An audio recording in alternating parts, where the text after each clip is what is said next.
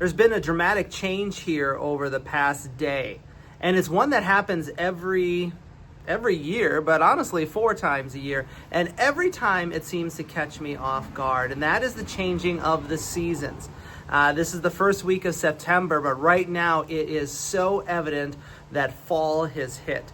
To be honest, over Labor Day weekend, I was out playing some golf, and it was in the 80s, and it was sunny, and then all of a sudden, as I get back into the office, the light switches and the seasons have changed. Honestly, it's 60 degrees outside right now, and you can hear the wind blowing. There's a cold front pushing through. Fall has arrived.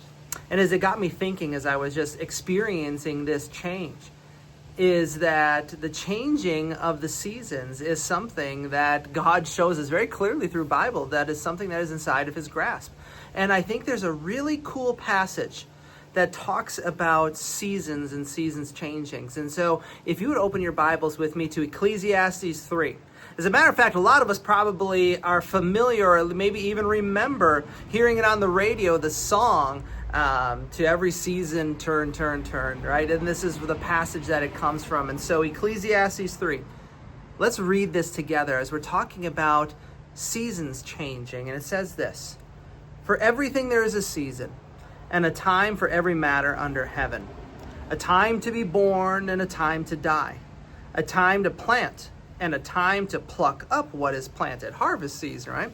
"A time to kill and a time to heal, a time to break down and a time to build up, a time to weep and a time to laugh, a time to mourn and a time to dance, a time to cast away stones and a time to gather stones together, a time to embrace and a time to refrain from embracing, a time to seek and a time to lose, a time to keep and a time to cast away, a time to tear and a time to sow, a time to keep silence and a time to speak, a time to love and a time to hate, a time for war and a time for peace." And so what we find here is that the writer of Ecclesiastes, who is the teacher, many equate to be King Solomon, as he had drifted away from God and is attempting to get his relationship back with him, he was wrestling with all of these things. Is that there are seasons in life that we experience. Some can be hard, some can be joyous, some can be difficult. And what I'm here to say is, friends, is I don't know what season of life that you're in right now. Are you in a season of life where there's great change going on? Are you in a season of life where there's great hurt? Maybe you're in a season of life that I saw and experienced this past weekend with some people from our church dropping off college students or taking pictures. And all of a sudden there is the realization that life as we know it is now different. Maybe you are experiencing a season of joy and of laughter.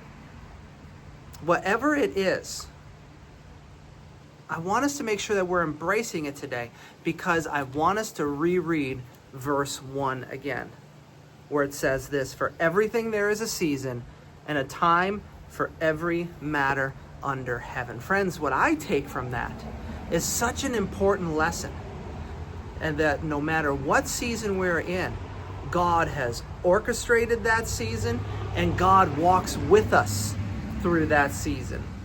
And so if you're in a season of great loneliness right now, know this for certain, that God is there and wants to be fresh and wants to be present with you, even though there have been some great changes that have taken place where you're in a new season of life. Maybe you're in a season where you've just been married, or you've been married for a couple of years now, and you're getting used to the freshness and the excitement of being married. Maybe you're looking forward to a wedding. Maybe a new baby is on the way. Maybe you've just had that baby. Realize this: God created that season and he meant for us to embrace it, whether it is in a time of great joy, or friends, he also calls us to embrace the seasons that might seem a little darker for us.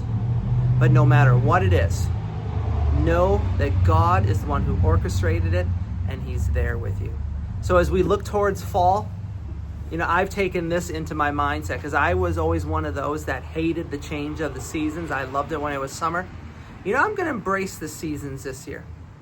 I'm going to embrace the changes of the season, even if it gets colder, even if it turns out to be a snowy winter, which everybody knows that I would rather it be summer. I'm going to embrace these seasons with the joyous confidence that God has something powerfully for me in them. And I trust that you will do the same. So blessings, enjoy the cooler weather.